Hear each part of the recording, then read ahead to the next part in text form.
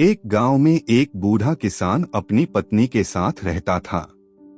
उसका एक छोटा सा खेत था। उस खेत में ही कुछ सब्जियां बोकर और उन्हें बेचकर किसान अपना व अपनी पत्नी का गुजारा करता था। एक बार किसान ने सोचा कि इस बार वह पूरे खेत में शलगम बोएगा।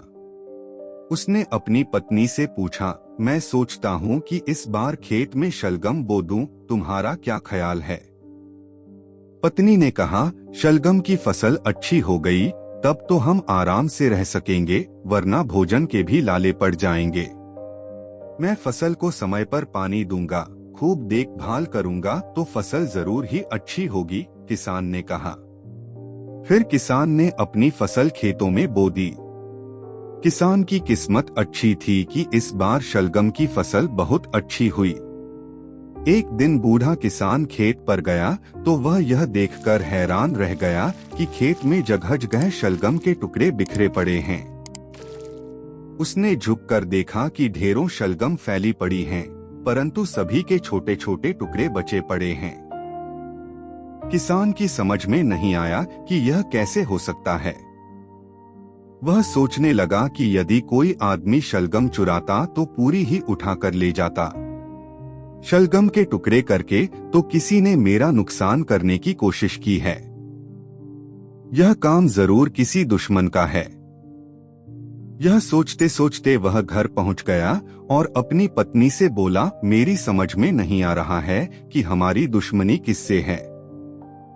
उसकी पत्नी बोली, हमारी दुश्मनी तो किसी से नहीं, जरा खुलकर बताओ, बात क्या है? किसान बोला, किसी ने हमारा नुकसान करने की कोशिश की है। अपने खेत में ढेरों शलगम के टुकड़े पड़े हैं। अगर कोई चुराता तो शलगम ही निकाल कर ले जाता।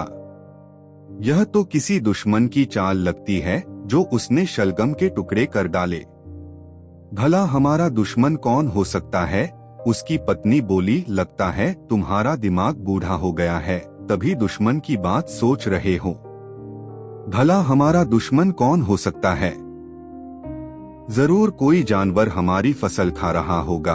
बूढ़े किसान को बुढ़िया की बात जंच गई और वह रात को पहरा देने खेत पर चला गया। वह हाथ में कुल्हाड़ी लिए खेत के किनारे घास में छिप कर बैठ गया।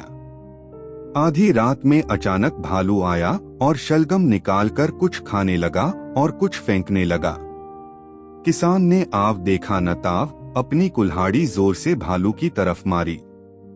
कुल्हाड़ी भालू के पिछले पैर में लगी और उसका एक पैर कटकर गिर गया।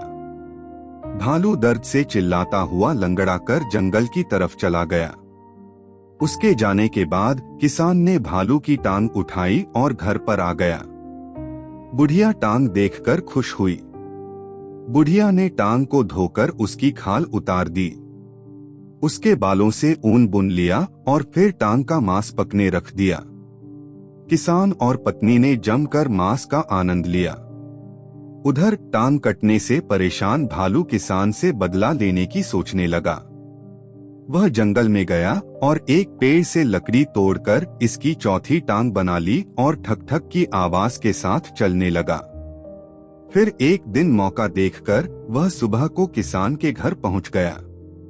वह बाहर से गीत गुनगुनाने लगा, मेरी टूटी टांग मुझे तू पहचान, तूने अपाहिज मुझे बनाया, आजा आजा बाहर आजा, मुश्किल में है तेरी जान। भालू की आवाज सुनकर किसान और उसकी पत्नी थरथर कांपने लगे।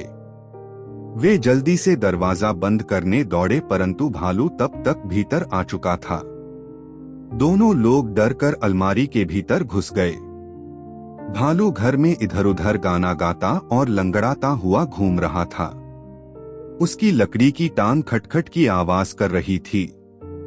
अचानक उसकी लकड़ी की टांग निकल गई और वह अपना संतुलन खो बैठा। भालू घर की सीढ़ियों के पास बने तहखाने में जा गिरा। किसान को ज्यों ही भालू के तहखाने में गिरने की आवाज आई, उसने अलमारी से निकलकर तहखाने का दरवाजा बंद कर दिया। किसान की पत्नी घर के बाहर जाकर शोर मचाने लगी। सारे पड़ोसी इकट्ठा हो गए। सबने मिलकर भालू को मार डाला। अब किसान चैन से रहने लगा।